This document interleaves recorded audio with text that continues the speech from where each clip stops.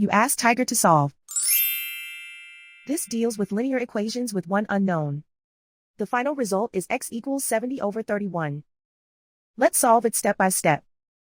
Group all constants on the right side of the equation. Add 40 to both sides. Simplify the arithmetic.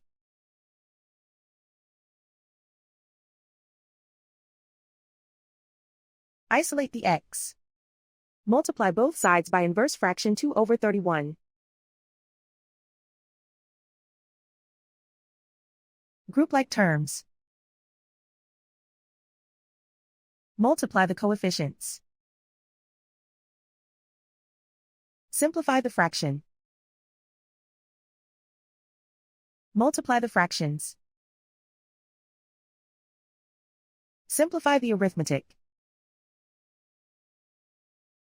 And so the final result is x equals 70 over 31.